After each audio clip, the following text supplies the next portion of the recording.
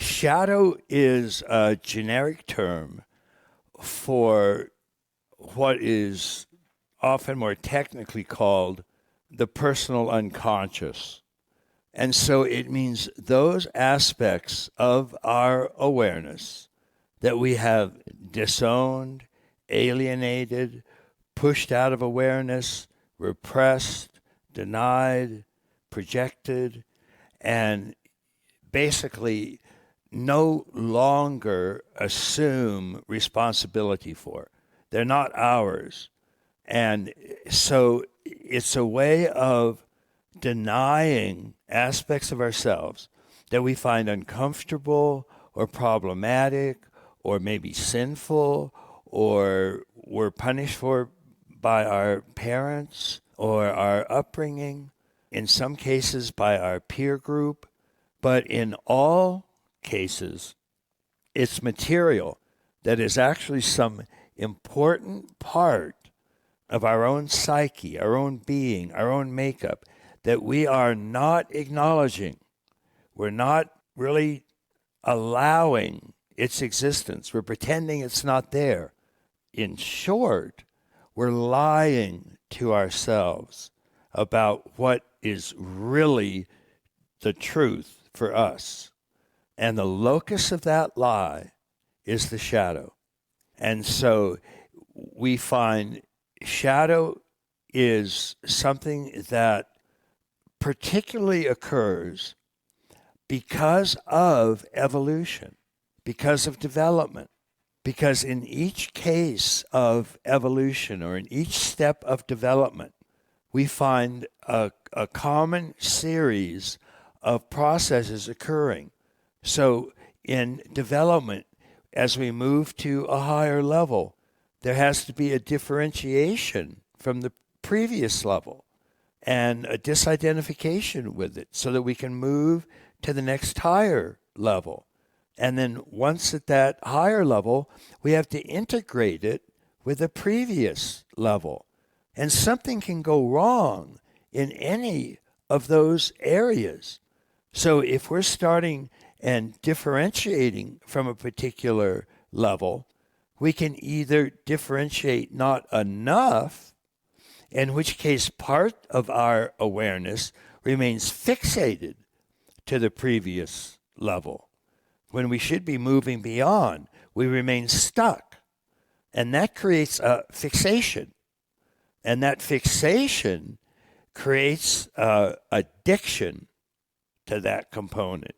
We become addicted to what we should have let go of. On the other hand, that differentiation, as we're trying to move to the higher level, that can go too far. And we don't just differentiate, we dissociate, we disown, we alienate. And so now that is creating a alienation of this. And so we are now dissociated from it. And so we don't have a fixation or an addiction to the previous stage. We have an allergy. We have an avoidance of it. We are frightened of it, worried about it for some reason.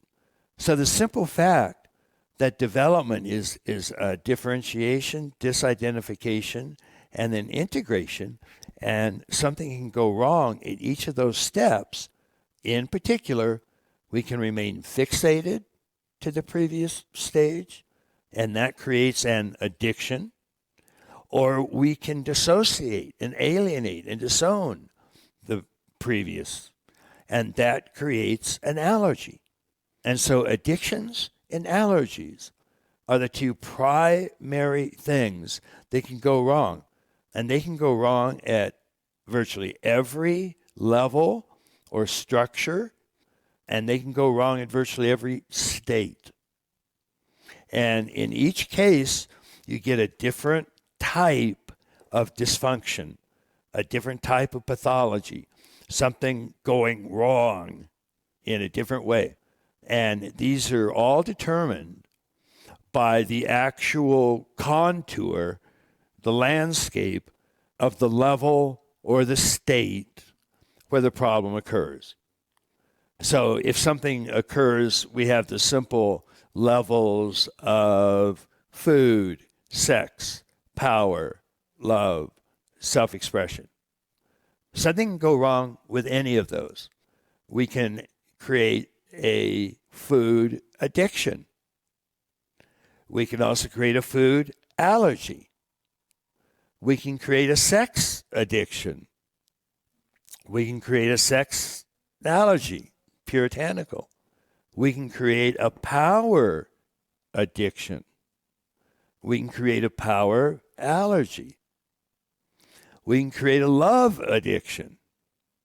We can create a love allergy. We can create a self-esteem addiction. We can create a self-esteem allergy, and so on. Same happens through states. Same happens to the rest of the levels or structures. And because that can happen and continue happening, what it means in each case is some important aspect of our consciousness is getting split off from our main self, from our main center of consciousness. And it's getting repressed, denied, disowned, alienated, or even when it's fixated to, then it's fixated there and not available to us up here. And so whether it's a fixation or a dissociation, an important part of our awareness is split off. And that becomes profoundly important in overall development. And it can bring development to a screeching halt at virtually any structure or any state.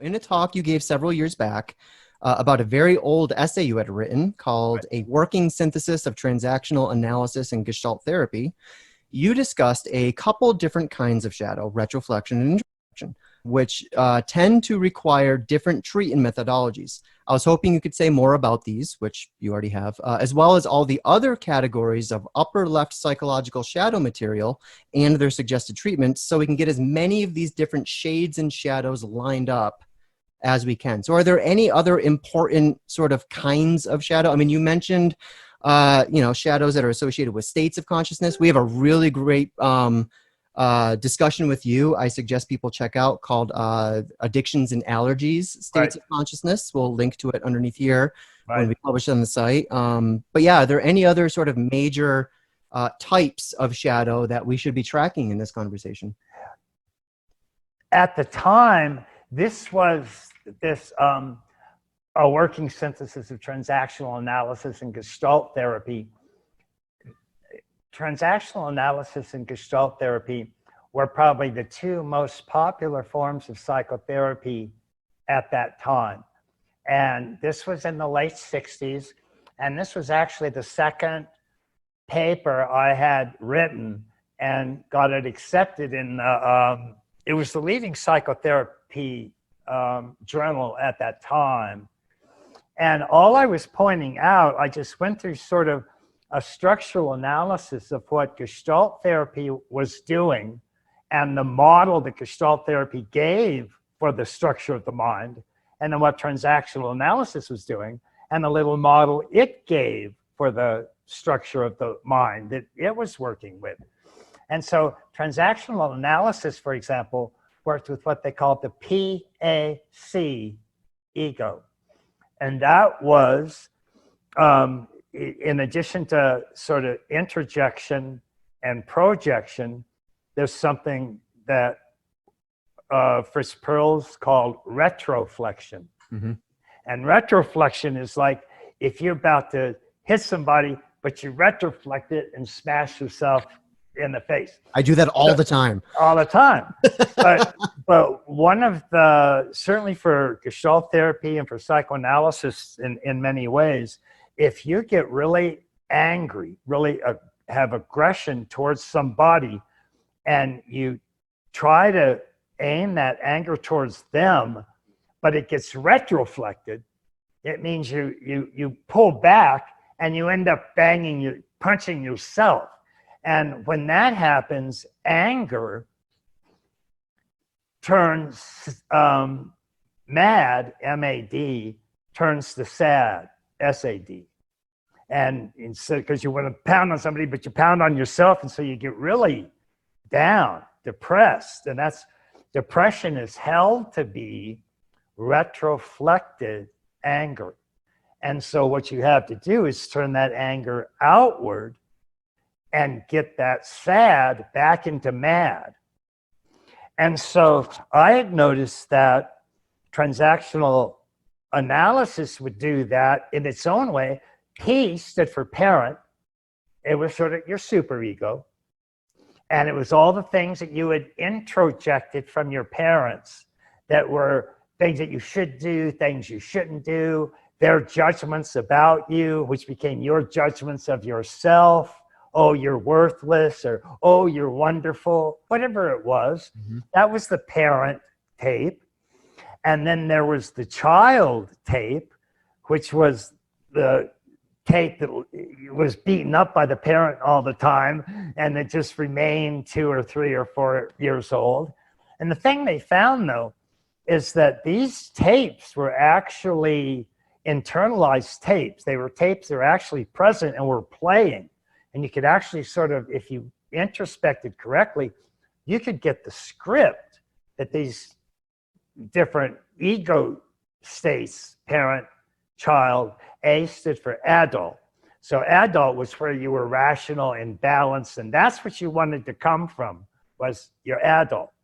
And you wanted to get your parental state to ease up on you and not be so horrible. And you wanted the child state to just let go. Don't be so frightened. Don't be afraid. Let's grow up a little bit. Well, Gestalt therapy ended up working with the same 3 tripartite structure. Perls found that people would tend to, again, if they were angry, they would retroflect that. And so then what they're getting is the force that's actually hitting them, and that was the overdog. And then there was the self that was getting clobbered, that was the underdog. And then there was the adult state in between that you wanted to get to. So these were 3 different versions of the same 3 states. And I used to just call it the PAC ego, because that's the 3 that it were. Now, Perls, interestingly, well, it shows 2 different ways of dealing with shadow material. Transactional analysis, when it was working with PAC scripts, would just help you sort of interpret the script. So if you had a parent ego state that was interjecting all sorts of horrible things about you, you're worthless, you're rotten, you can't do anything right, et cetera, you would learn to listen to that tape and just interrupt it, just stop it, just say, no, not doing that. What happens with the Gestalt therapy is, like, you're ending up hauling off and hitting somebody with your aggressive impulses, that gets retroflected onto you, and then you can also project it onto others. So what Fritz Perls used to always do, and Perls, whatever else he was a genius in working with neurosis. Mm. He famously said, I can cure any neurosis in 15 minutes. And he sort of could. I mean, he was that good. But notice what he would do. He almost used the same proceeding each time. He would have the person sit in the chair opposite him and say, tell me what's going on, describe what's happening. And they would start describing their problems almost entirely in it terms. So they go, well, I had this anxiety, it overcomes me, I can't do anything about it. And Perls would say, okay, put that anxiety in the empty chair. So you put the anxiety, anxiety in the empty chair, and then Perls would say, okay, talk to it. Say, and Perls would say, well, how do you mean? Perls would say, ask it, who are you? What are you doing here? Why are you doing this to me? Dialogue with it. And so they would start talking to it and it would answer back. And so what they were doing was converting this third person it to a second person you. They're talking directly to it now, and it's actually present. And so then Pearls would have them exchange roles. So he'd have the person, okay, now you answer as this it anxiety. And so he said, okay, what are you doing here? And then he'd take over and he would answer as the it anxiety. So he was turning it into an I. He would answer as I. And so as they kept doing that, sooner or later, that third person had gone to second person, and then we go to first person. And he was doing exactly what Freud was, where it was, there I shall become. And that's actually how I got the 3-2-1 process, is because Pearls was so good at what he did, and because he really could cure almost any neurosis in about 15 minutes, I got every published transcript that was available from Pearls. And I sat down and I wrote out exactly what steps he was doing. And he'd always do the same thing. He'd take it from third person to second person to first person. 3, 2, 1. And as soon as he got from third person, it was a symptom. It was causing problems. It was terrible. Then he'd move it to second person. They'd start to get in touch with it. They'd get more intimacy with this shadow element. And then they'd answer as it, so they would re-identify with it. They would make it first person. And as soon as they really made it first person, their symptoms disappeared because they had taken it from it back to I. And so I had simply written that up in this journal. I think it was Psychotherapy, Theory, Research Practice, something like that. And that was the second major paper that I had published in my career. But it also, it pointed out to me how you could, a couple things. One, it really did emphasize this 3-2-1 process that was so important. Now, Pearls didn't know he was doing 3-2-1, but he intuitively did it. And he did it with almost every single client that he had. And he clearly was working with a very fundamental pathway of neurotic development, where you take a first person impulse, you shove it, you deny it, you repress it, you shove it out of your awareness into a second person, and if necessary, all the way into a third person it. And there it shows up as a symptom in your awareness, a painful, horrible, confusing symptom that you had no understanding where it came from or why. And so you had to re-own it. And so these were two, in a sense, very different types of psychotherapeutic process. They both were very effective. As I said, they were the two most popular forms of therapy at that point. But you could see that they were both dealing with the same essential underlying dynamic and underlying process. So what I came to see as I just continued to expand shadow, taking more and more into account the many other ways that it showed up in other types of psychotherapy. But particularly as I got a more sophisticated understanding of the stages of growing up development, what became increasingly clear to me is that as you're going through these stages of development, crimson to magenta to red to amber to orange to amber to umber to orange to green to teal to turquoise, that the way to understand process shadow material is that shadow could occur at each one of these stages. It didn't occur just at the very earliest stages like Freud thought. And it gave a very clear understanding of the type of shadow material that was available instead of Pearls, which just would work with whatever came up. But here we could see, okay, this is magenta shadow, This is red shadow. This is amber shadow. This is teal shadow, and so on. And what can happen is, because these are developmental processes, as a new stage emerges, something can go wrong with, when it emerges, it can repress material because it's not comfortable with it, or because a new stage is emerging, it can repress the previous stage.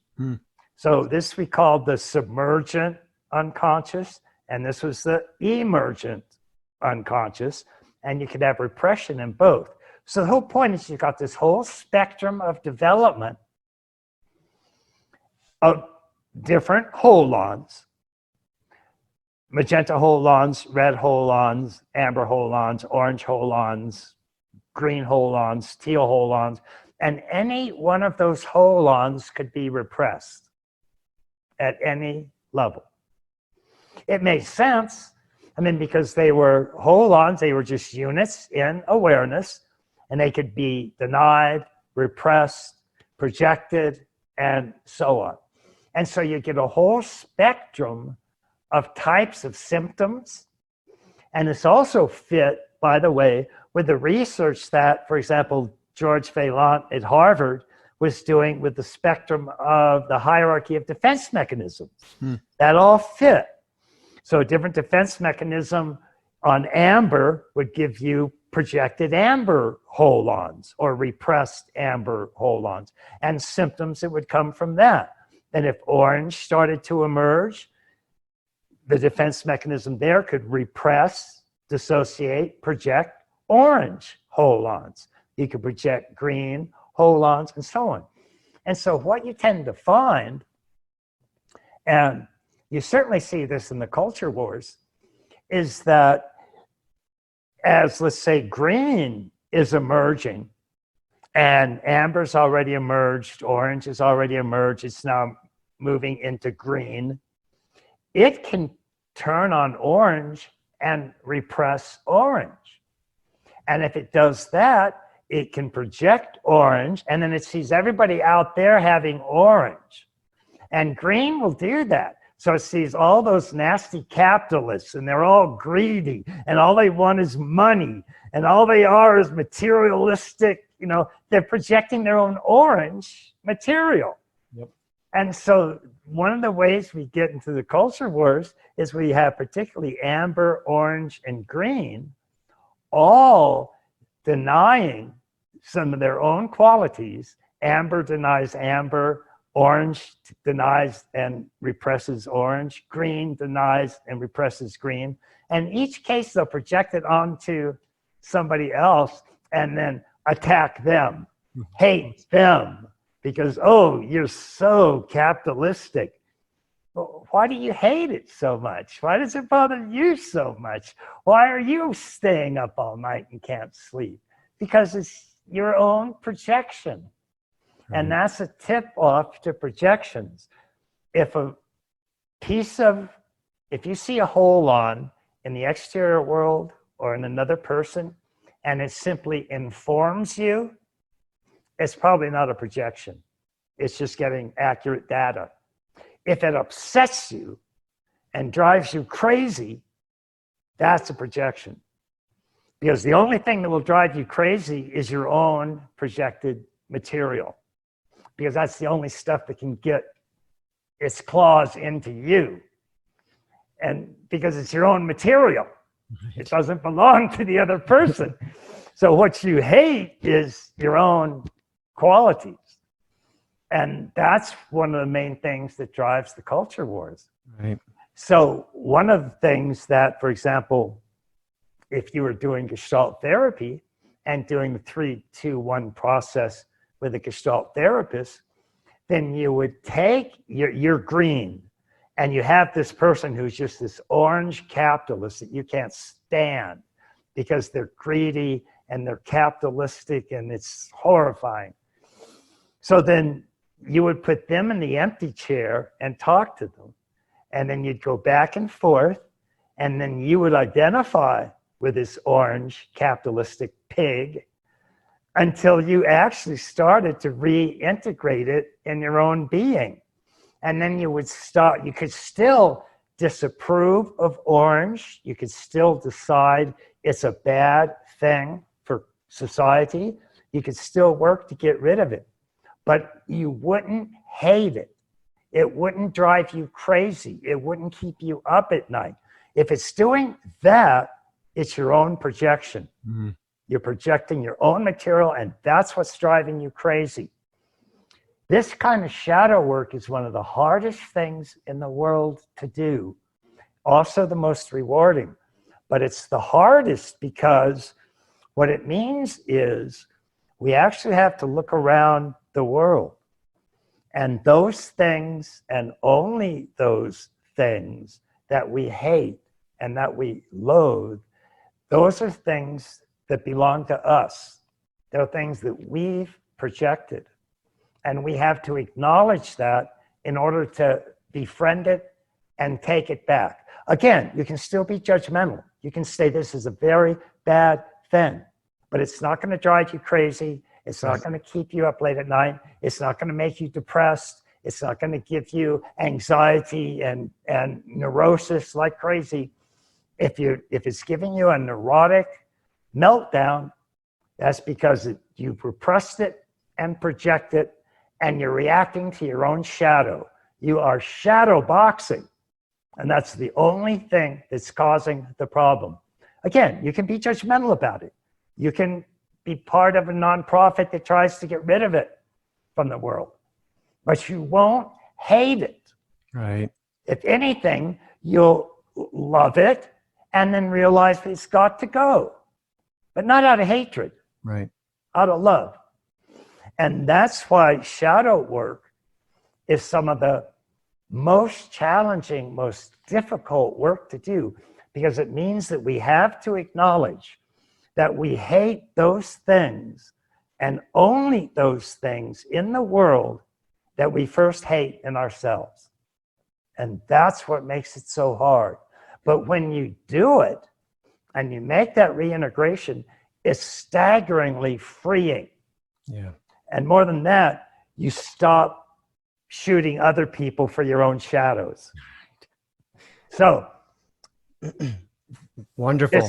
Right. So this shadow material, the transactional analysis and Gestalt therapy was simply two really, really influential therapies, or simply two of the ones that I realized how they fit together, what they were actually doing, how the shadow worked in both cases, and how you had to re-own it if you were going to actually get rid of the trouble that it was causing you. And then you could proceed to work to reduce its influence in the world, get rid of it, whatever you wanted to. Right.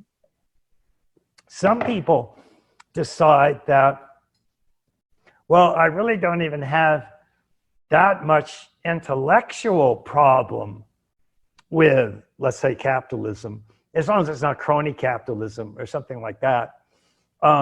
If I take my shadow out of the equation, I might still not like it, but I don't hate it. Right.